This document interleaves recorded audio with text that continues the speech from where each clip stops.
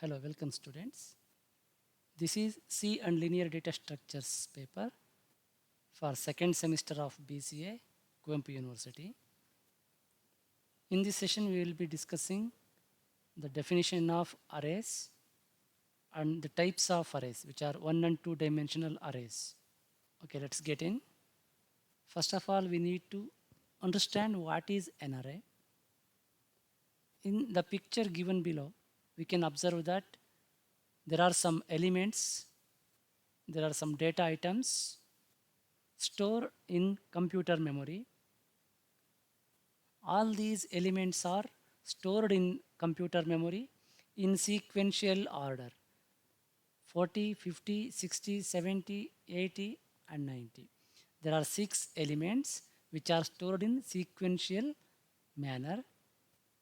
All these data is related to each other as all these numbers are belongs to marks of a student. So it is the collection of data items which are related to each other and stored sequentially in computer memory. This type of collection of data can be called as an array. So we can define this as an array is a fixed sized sequenced collection of elements. Sequenced collection of elements of the same data type. All these data items belongs to same data type, which may be integer or maybe float or maybe some other data type, which we know in C language. An array can be used to represent a list of numbers or a list of names. ಯಾವ ಥರದಾದರೂ data ಆಗಿರಲಿ, ಅದು numbers ಆಗಿರಲಿ ಅಥವಾ names ಆಗಿರಲಿ, ಏನು main point ಅಂತಂದರೆ ಅದಷ್ಟು ಡೇಟಾನ ನಾವೇನು ಮಾಡ್ತೀವಿ ಸೀಕ್ವೆನ್ಷಿಯಲ್ ಆರ್ಡ್ರಲ್ಲಿ ಕಾಂಟಿಗ್ಯೂಯಸ್ ಮೆಮೊರಿ ಲೊಕೇಶನ್ಸಲ್ಲಿ ಸ್ಟೋರ್ ಮಾಡ್ತೀವಿ. ಸ್ಟೋರ್ ಮಾಡಿರೋಂಥ ಆ ಕಲೆಕ್ಷನ್ಗೆ ಒಂದು ಹೆಸರನ್ನು ಕೊಡ್ತೀವಿ. ಎಕ್ಸಾಂಪಲ್, ಇದಿಷ್ಟು ಡೇಟಾಗೆ ನಾವು ಮಾರ್ಕ್ಸ್ ಅಂತ ಹೆಸರು ಕೊಟ್ಟಿದ್ದೀವಿ. So this is the name of given array. ಈ ಕಲೆಕ್ಷನ್ನಿನ ಹೆಸರು ಮಾರ್ಕ್ಸ್ ಅಂತ. Marks of 0, marks of 1, marks of 2 ಇದೇನನ್ನು ರೆಪ್ರೆಸೆಂಟ್ ಮಾಡುತ್ತೆ ಅಂತಂದರೆ, ಮಾರ್ಕ್ಸ್ ಆಫ್ 0 ಅಂತಂದರೆ ಮಾರ್ಕ್ಸ್ ಅನ್ನೋ ಕಲೆಕ್ಷನ್ನಲ್ಲಿ ಈ ಅರೇನಲ್ಲಿ 0th ಪೊಸಿಷನ್ನಲ್ಲಿ 40 ಸ್ಟೋರ್ ಆಗಿದೆ. ಅದೇ ಕಲೆಕ್ಷನಿನ ಲೊಕೇಶನ್ ನಂಬರ್ 1ನಲ್ಲಿ 50 ಸ್ಟೋರ್ ಆಗಿದೆ, 2ನಲ್ಲಿ 60, 3ನಲ್ಲಿ 70 ಆ್ಯಂಡ್ ಸೋ ಆನ್. ಹೀಗೆ ಮಾರ್ಕ್ಸ್ ಅನ್ನೋದು name of this collection, I mean name of the array.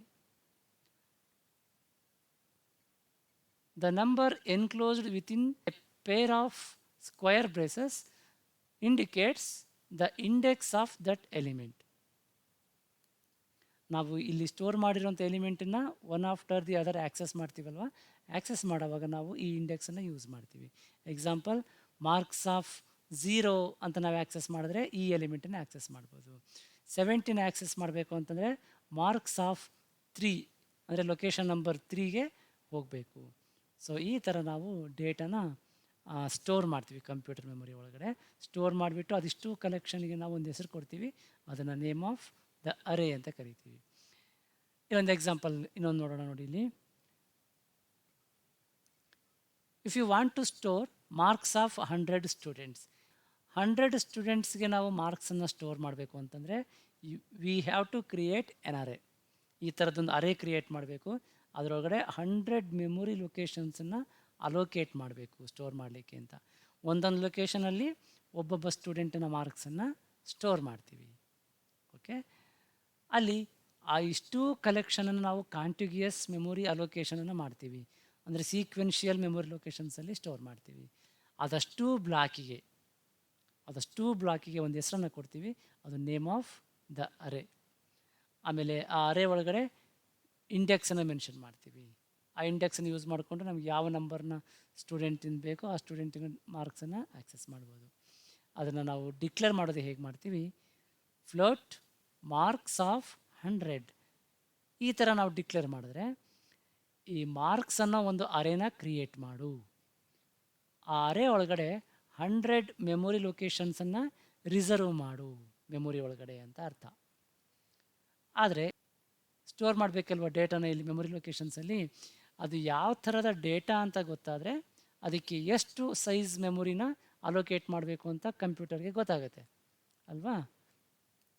So ನಾವಿಲ್ಲಿ ಡೇಟಾ ಟೈಪನ್ನು ಮೆನ್ಷನ್ ಮಾಡಬೇಕು. ಫ್ಲೋಟ್ ಅಥವಾ ಇಂಟ್. ಇಂಟ್ ಆದರೆ 2 bytes of memory is enough. ಒಂದು ಡೇಟಾ ಐಟಮನ್ನು ಸ್ಟೋರ್ ಮಾಡ್ಕೊಳ್ಳೋಕ್ಕೆ ನಮಗೆ 2 ಬೈಟ್ಸ್ ಸಾಕಾಗುತ್ತೆ. ಓಕೆ. ಫ್ಲೋಟ್ ಆದರೆ 4 ಬೈಟ್ಸ್ ಬೇಕಾಗುತ್ತೆ. ಹಾಗಾಗಿ ನಾವಿಲ್ಲಿ ಯಾವ ಡೇಟಾ ಟೈಪ್ ಅಂತ ಮೆನ್ಷನ್ ಮಾಡ್ತೀವೋ ಅದಕ್ಕೆ ರಿಕ್ವೈರ್ಡ್ ಅಮೌಂಟ್ ಆಫ್ ಮೆಮೊರಿನ ಕಂಪೈಲರ್ ಏನು ಮಾಡುತ್ತೆ, ಅಲೋಕೇಟ್ ಮಾಡುತ್ತೆ. So this is the syntax. ಈಗ ನಮಗೆ ಅರೇ ಅಂತಂದರೆ ಮೀನಿಂಗ್ ಗೊತ್ತಾಗಿದೆ. ಯಾವ್ಯಾವ ಥರದ ಅರೇ ಇದೆ ಅಂತ ನೋಡೋಣ. There are 2 types of arrays, 1 dimensional array and 2 dimensional array. As name suggests, 1 dimensional means a linear. ಇದೊಂದು ಲಿನಿಯರ್ ಲಿಸ್ಟ್ ಹೀಗಿರುತ್ತೆ. ಅಂದರೆ ಲಿನಿಯರ್ ಲಿಸ್ಟ್ ಇದು, ಒಂದೇ ಡೈಮೆನ್ಷನ್. ದಿಸ್ ಅರೇ, ಓಕೆ, ನಮಗೆ ಇದು ಗೊತ್ತಿದೆ ಡೈಮೆನ್ಷನ್ಸ್ ಅಂತಂದರೆ ಏನು ಅಂತ, ಜಿಯೋಮೆಟ್ರಿಯಲ್ಲಿ ನಾವು ಓದಿದ್ದೀವಿ. For example, if you required to calculate the area of a rectangle, we need to calculate the product of what dimensions, length and the breadth. Okay, length and the breadth. ಹಿಂಗೆ rectangle ಇದೆ ಅಂತಂದರೆ ಇದರ length ಮತ್ತು breadth 2 dimensions ಬೇಕು multiply ಮಾಡಲಿಕ್ಕೆ. Whereas to calculate the length of a straight line ಇದೆ ನೋಡಿ, ಇದಕ್ಕೆ ಲೆಂತ್ ಮಾತ್ರ ಇದೆ, ಬ್ರೆಡ್ತ್ ಇಲ್ಲ. Okay, so this is 1 dimensional geometrical figure ಅಂತ ಹೇಳ್ತೀವಿ. ಸೊ ಇಲ್ಲಿ ಈ ಅರೇ ಕೂಡ ಅಷ್ಟೇ, ಈ ಲೀನಿಯರ್ ಲಿಸ್ಟ್. ಸ್ಟ್ರೈಟ್ ಲೈನ್ ನಾವು ಲೀನಿಯರ್ ಸ್ಟ್ರಕ್ಚರ್ ಅಂತ ಕರಿತೀವಿ. So it is a linear list. ಇಲ್ಲೊಂದು ನೇಮ್ ಕೊಡ್ತೀವಿ ಅರೇಗೆ, ಏನಾದರೂ ಒಂದು ನೇಮನ್ನು ಕೊಡ್ತೀವಿ, ಅದಕ್ಕೆ ಒಂದೇ ಒಂದು ಸಬ್ಸ್ಕ್ರಿಪ್ಟನ್ನು ಯೂಸ್ ಮಾಡ್ತೀವಿ. ಅದನ್ನು ನಾವು ನೆಕ್ಸ್ಟ್ ಎಕ್ಸಾಂಪಲಲ್ಲಿ ನೋಡ್ತೀವಿ. ನೋಡಿ, ಸಿಂಟ್ಯಾಕ್ಸ್ ಏನು, ಸಿ ಲ್ಯಾಂಗ್ವೇಜಲ್ಲಿ ಒಂದು ಅರೇನ ಹೇಗೆ ಡಿಕ್ಲೇರ್ ಮಾಡ್ತೀವಿ. ನಾವು ಲಾಸ್ಟ್ ಸ್ಲೈಡಲ್ಲಿ ಒಂದು ಎಕ್ಸಾಂಪಲ್ ನೋಡಿದ್ವಲ್ವಾ. ಫಸ್ಟು ಡೇಟಾ ಟೈಪ್ ಬೇಕು, ಆಮೇಲೆ ಈ ಅರೇ ಒಂದು ಹೆಸರು ಕೊಡಬೇಕು, ವೇರಿಯಬಲ್ ನೇಮ್ ಕೊಡಬೇಕು, ಆಮೇಲೆ ಆ ಅರೇನ ಸೈಜ್ ಎಷ್ಟು ಎಲಿಮೆಂಟ್ಸ್ನ ನಾವು ಸ್ಟೋರ್ ಮಾಡ್ತಾ ಇದ್ದೀವಿ ಆ ಸೈಜನ್ನು ಮೆನ್ಷನ್ ಮಾಡಬೇಕು ವಿತ್ ಸೆಮಿಕಾಲನ್. ಸಿ ಪ್ರೋಗ್ರಾಮಿಂಗಲ್ಲಿ example, data type float, variable ನೇಮನ್ನು ನಾನಿಲ್ಲಿ ಹೈಟ್ ಅಂತ ಕೊಡ್ತೀನಿ. ಹೈಟ್ ಎಷ್ಟು ಮೆಮೊರಿ ಲೊಕೇಶನ್ಸ್ ಬೇಕು, 50. ಸೊ ಹೈಟ್ ಅಂತ ಒಂದು ಅರೇನ ಕ್ರಿಯೇಟ್ ಮಾಡು, ಅದಕ್ಕೆ 50 ಮೆಮೊರಿ ಲೊಕೇಶನ್ಸನ್ನು ಅಲೋಕೇಟ್ ಮಾಡು. I am going to store 50 elements ಅಂತ ಇದು ಇಂಡಿಕೇಟ್ ಮಾಡುತ್ತೆ. ಫ್ಲೋಟ್ ಅಂತಂತಂದರೆ each element requires 4 bytes of memory. ಹಾಗಾಗಿ 4 × 50 200 ಬೈಟ್ಸ್ ಆಫ್ ಮೆಮೊರಿ ಸ್ಟೋರ್ ಆಗುತ್ತೆ ಈ ಸ್ಟೇಟ್ಮೆಂಟ್ ಎಕ್ಸಿಕ್ಯೂಟ್ ಆದಾಗ. ಆದರೆ ಇಲ್ಲಿ ಇಂಟ್ ನಂಬರ್ 5 ಅಂತ ಇನ್ನೊಂದು ಅರೇ ಡಿಕ್ಲರೇಷನ್ ಇದೆ. ಇಲ್ಲೊಂದು ಅರೇ ಡಿಕ್ಲೇರ್ ಮಾಡ್ತಾ ಇದ್ದೀವಿ, ಅರೇ ಹೆಸರು ನಂಬರ್ ಅಂತ. ಅದರಲ್ಲಿ 5 ಮೆಮೊರಿ ಲೊಕೇಶನ್ಸ್ ಅಲೋಕೇಟ್ ಆಗಬೇಕು. ಐ ಮೀನ್ 5 ಎಲಿಮೆಂಟ್ಸನ್ನು ಸ್ಟೋರ್ ಮಾಡಬೇಕಾಗಿದೆ ಆಫ್ ಟೈಪ್ ಇಂಟೀಜರ್. ಇಂಟೀಜರ್ನಲ್ಲಿ ಇಂಟೀಜರ್ ವ್ಯಾಲ್ಯೂಸ್ನ ಸ್ಟೋರ್ ಮಾಡ್ಕೊಳ್ಳೋಕ್ಕೆ ನಮಗೆ ಪ್ರತಿ ವ್ಯಾಲ್ಯೂಗೂ 2 ಬೈಟ್ಸ್ ಆಫ್ ಮೆಮೊರಿ ಸಾಕಾಗುತ್ತೆ. So 2 × 5 that is 10 bytes of memory ಇದಕ್ಕೆ ಅಲೋಕೇಟ್ ಆಗುತ್ತೆ, ರಿಸರ್ವ್ ಆಗುತ್ತೆ. ಹೀಗೆ ನೋಡಿ, ಇದುವರೆಗೂ ನಾವು integer A, integer B, float C, ಈ ಥರ ಒಂದೊಂದೇ ವೇರಿಯೇಬಲನ್ನು ಡಿಕ್ಲೇರ್ ಮಾಡ್ತಾ ಇದ್ವಿ. ಇಲ್ಲಿ ನಾವೇನು ಮಾಡ್ತೀವಿ, ಎ ಕಲೆಕ್ಷನ್ ಆಫ್ ಎಲಿಮೆಂಟ್ಸನ್ನು ಡಿಕ್ಲೇರ್ ಮಾಡಬೇಕಾಗಿದೆ ಒಂದೇ ಸರಿಗೆ. ನಾವು ಇಂಡಿವಿಜುವಲ್ ಡಿಕ್ಲೇರ್ ಮಾಡೋದಕ್ಕಿಂತ ಒಂದೇ ಸರಿ ಡಿಕ್ಲೇರ್ ಮಾಡಬೇಕು. ಹಾಗಿದ್ದಾಗ ನಾವೇನು ಮಾಡ್ತೀವಿ, ಅರೇನ ಯೂಸ್ ಮಾಡ್ತೀವಿ. ಬಟ್ ಏನು ಗಮನದಲ್ಲಿಟ್ಕೋಬೇಕು ಅಂತಂದರೆ, ಈ ಇಡೀ ಕಲೆಕ್ಷನ್ ಏನಿದೆ ಅವೆಲ್ಲವೂ of same data type and are stored in sequential memory ಲೊಕೇಶನ್ಸಲ್ಲಿ ಸ್ಟೋರ್ ಆಗುತ್ತೆ. ಸೊ ಅದು ನಾವಿಲ್ಲಿ ಗಮನಿಸಬೇಕಾಗಿರೋದು ಅರೇ ಅಂತಂದರೆ. ಡಿಕ್ಲರೇಷನ್ ಹೇಗೆ ಮಾಡ್ತೀವಿ, ಇಂಟ್ ನಂಬರ್ 5 ನಂಬರ್ ಅನ್ನೋಂಥ ಒಂದು ಅರೇನ ಡಿಕ್ಲೇರ್ ಮಾಡ್ತಾ ಇದ್ದೀವಿ 5 ಎಲಿಮೆಂಟ್ಸ್ಗೋಸ್ಕರ ಇಂಟೀಜರ್ ಟೈಪಲ್ಲಿ. ಈ ಥರ ಡಿಕ್ಲೇರ್ ಮಾಡ್ತೀವಿ. Semicolon must, declaration must ends with a semicolon. ಹಿಂಗಂದ ತಕ್ಷಣ 5 ಎಲಿಮೆಂಟ್ಸನ್ನ ಸ್ಟೋರ್ ಮಾಡಲಿಕ್ಕೆ, ಅಂದರೆ 5 ಇಂಟೀಜರ್ ವ್ಯಾಲ್ಯೂಸನ್ನು ಸ್ಟೋರ್ ಮಾಡಲಿಕ್ಕೆ ಎಷ್ಟು ಬೇಕು ಅಷ್ಟು ಕಾಂಟಿಗ್ಯೂಯಸ್ ಮೆಮೊರಿಯನ್ನು ಕಂಪ್ಯೂಟರ್ ಏನು ಮಾಡುತ್ತೆ, ರಿಸರ್ವ್ ಮಾಡುತ್ತೆ. ಅದು ನಮ್ಗೆ ಈ ಥರ ಕಾಣಿಸುತ್ತೆ ನೋಡಿ. ಇಲ್ಲಿ ಡಿಕ್ಲರೇಷನ್ ಅಂತಂತಂದರೆ ನಾವು ಯಾವ ಅರೇನ ಯೂಸ್ ಮಾಡ್ತಾ ಇದ್ದೀವಿ ನಮ್ಮ ಪ್ರೋಗ್ರಾಮಲ್ಲಿ ಅಂತ ಮೆನ್ಷನ್ ಮಾಡೋದಷ್ಟೇ. ಮೆನ್ಷನ್ ಮಾಡಿದ ತಕ್ಷಣ ಅದರ ಸೈಜಲ್ಲಿ ಎಷ್ಟು ಲೊಕೇಶನ್ಸ್ ಬೇಕು ಅಷ್ಟನ್ನು ರಿಸರ್ವ್ ಮಾಡುತ್ತೆ ಕಂಪೈಲರ್. ಹಿಂಗೆ ಇದು ಮೆಮೊರಿ ಲೊಕೇಶನ್ ಅಂತ ತಿಳ್ಕೊಳ್ಳಿ. ನಂಬರ್ ಅನ್ನೋದು ಒಂದು name of the array. So ಅದಕ್ಕೆ 5 ಎಲಿಮೆಂಟ್ಸನ್ನು ಯೂಸ್ ಮಾಡ್ತಾ ಇದ್ದೀನಿ. 5 ಮೆಮೊರಿ ಲೊಕೇಶನ್ಸ್ ರಿಸರ್ವ್ ಆಗುತ್ತೆ. 1 2 3 4 5 ಮೇನ್ ಮೆಮೊರಿ ಒಳಗಡೆ ಇದು ಕಾಂಟಿಗ್ಯೂಯಸ್ ಮೆಮೊರಿ ಬ್ಲಾಕ್ ರಿಸರ್ವ್ ಆಗುತ್ತೆ. ನಂಬರ್ ಆಫ್ 0 ಅಂತಂದರೆ ಈ ನಂಬರ್ ಅನ್ನೋದು ಅರೇ ಕಲೆಕ್ಷನ್ ಆಫ್ ಎಲಿಮೆಂಟ್ಸ್. ಅದರೊಳಗಡೆ 0th ಪೊಸಿಷನ್ನಲ್ಲಿ ಅಂದರೆ ಫಸ್ಟ್ ಎಲಿಮೆಂಟನ್ನು ನಾವು ಸ್ಟೋರ್ ಮಾಡ್ತಾ ಇದ್ದೀವಿ. ಅದರ ಇಂಡೆಕ್ಸ್ ಇದು ಆ್ಯಕ್ಸೆಸ್ ಮಾಡಲಿಕ್ಕೆ. Second number of 1, number of 2, number of 3 and number of 4. 0 ಇಂದ ಇಂಡೆಕ್ಸ್ ಶುರು ಮಾಡಿರೋದ್ರಿಂದ ಇಂಡೆಕ್ಸ್ 4ಗೆ ಎಂಡ್ ಆಗುತ್ತೆ. ಬಟ್ ಟೋಟಲಿ 5 ಮೆಮೊರಿ ಲೊಕೇಶನ್ಸ್ ಇಲ್ಲಿ ರಿಸರ್ವ್ ಆಗಿದೆ ಮೆಮೊರಿ ಒಳಗಡೆ. ಬಟ್ ನೋಟ್ ದಟ್ ಇಲ್ಲಿ ಇನ್ನೂ ವ್ಯಾಲ್ಯೂಸು ಅಸೈನ್ ಆಗಿಲ್ಲ. ನಂಬರ್ ಆಫ್ 0ನಲ್ಲಿ ಸ್ಟೋರ್ ಆಗಬೇಕಾಗಿರೋ ವ್ಯಾಲ್ಯೂ ಯಾವುದು ಅಂತ ಇಲ್ಲ. ನಂಬರ್ ಆಫ್ 1ನಲ್ಲಿ ಯಾವ ವ್ಯಾಲ್ಯೂ ಅಂತ ಇಲ್ಲ. ಸೊ ಇಲ್ಲಿ ಒಂದು ಅರೇನ ಸ್ಟೋರ್ ಮಾಡಲಿಕ್ಕೆ ಬೇಕಾಗಿರೋಂಥ ಮೆಮೊರಿ ಲೊಕೇಶನ್ಸ್ ಅಷ್ಟೇ ರಿಸರ್ವ್ ಆಗಿದೆ. ಆದರೆ ಆ್ಯಕ್ಚುಯಲ್ ವ್ಯಾಲ್ಯೂಸ್ ಇನ್ನೂ ಸ್ಟೋರ್ ಆಗಿಲ್ಲ. ಯಾವಾಗ ಸ್ಟೋರ್ ಆಗುತ್ತೆ? ನಾವು ಅಸೈನ್ ಮಾಡಿದಾಗ ಸ್ಟೋರ್ ಆಗುತ್ತೆ ಅಥವಾ ಇನಿಷಿಯಲೈಸೇಷನ್ ಮಾಡಿದಾಗ ಸ್ಟೋರ್ ಆಗುತ್ತೆ.